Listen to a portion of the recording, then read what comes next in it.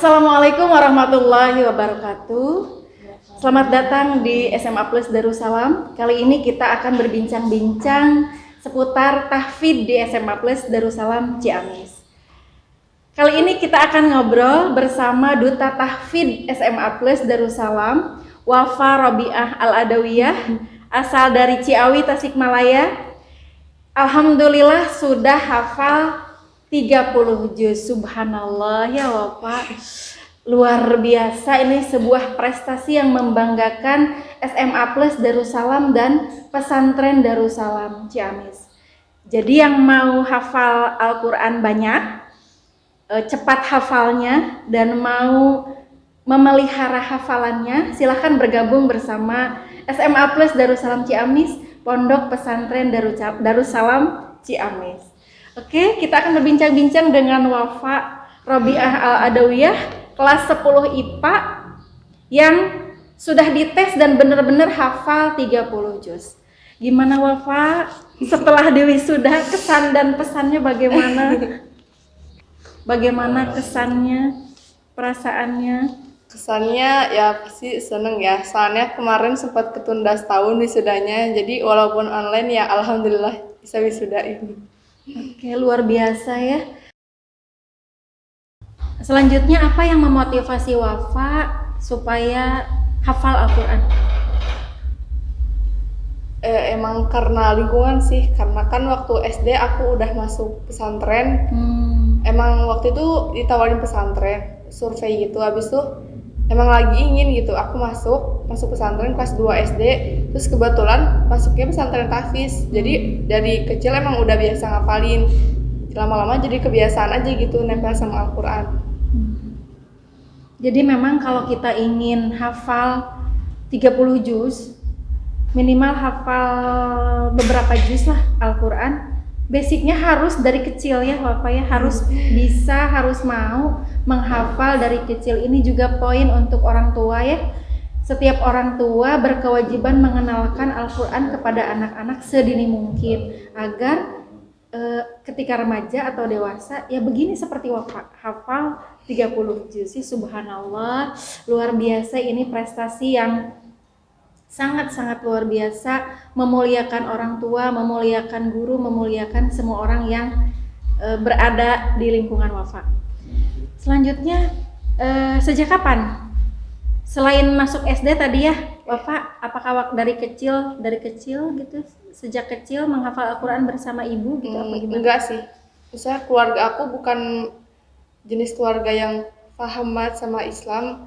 Cuman kayak emang mereka ngedukung gitu, ngasih aku dukungan buat masuk pesantren. Jadi mulai dari pesantren aja. Kalau di keluarga emang jujur jarang nggak, dari kecil nggak pernah ngafalin atau gimana. Cuman emang mereka orang tua ngedukung gitu, masukin aku ke sekolah Quran gitu.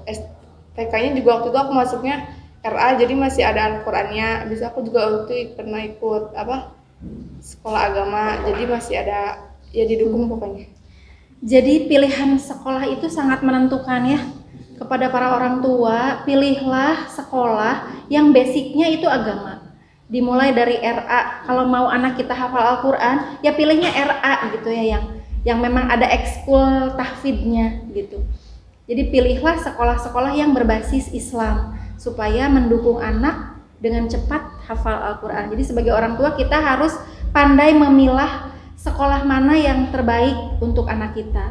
Kalau kita inginnya anak kita hafal 30 juz seperti Wafa ini, ya pilihlah sekolah-sekolah yang berbasis Islam. Itu ya. Coba bisa diulas sama Wafa, berbagi tips ya kita supaya yang lain juga termotivasi seperti Wafa. Kira-kira seperti apa tips dan trik dari Wafa agar cepat hafal Al-Quran? Kalau aku pribadi sih lebih suka baca artinya gitu. Jadi kayak pas kita baca tuh nggak cuman asal baca aja gitu. Jadi kadang kita sambil ngebayangin. Misalkan di surat Yusuf kan itu isinya kisah-kisah semua. Misalkan kalau misalkan kita udah baca artinya, kita udah hafal.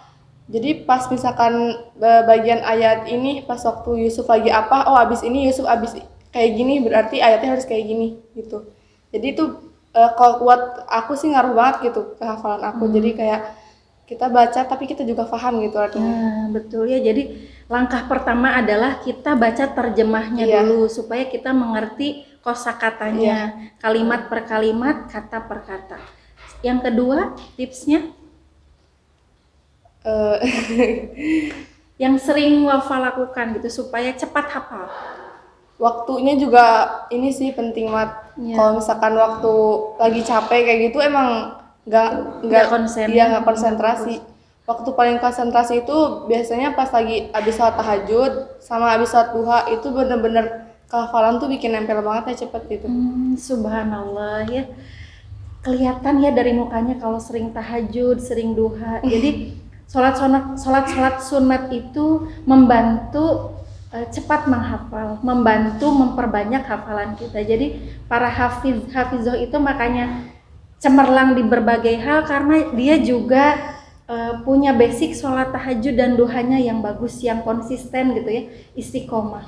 Subhanallah. Itu tips yang kedua. Jadi luangkan waktu, terutama waktu-waktu penting, diantaranya adalah setelah sholat tahajud dan setelah sholat duha. Poin yang ketiga? Kalau aku sih mending harus sopan sama Al-Quran gitu. Misalnya Al-Quran ini firman Allah, ayat yang mau kita hafal. Kalau misalkan kita nggak sopan sama Al-Quran, gimana bisa Allah ngemudahin kita buat menghafal Al-Quran? Betul. Misalkan kalau lagi duduk di bawah, minimal Al-Quran tuh jangan sampai di bawah Lebih bawah dari bagian ini.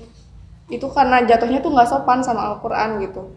Dan kalaupun sholat misalkan, Quran tuh jangan taruh di bawah gitu. Biarpun itu lagi sholat, mending taruh di yang lebih atas dari kita. Intinya kita harus muliakan Al-Quran aja gitu. Bentuk penghormatan kita gitu ya.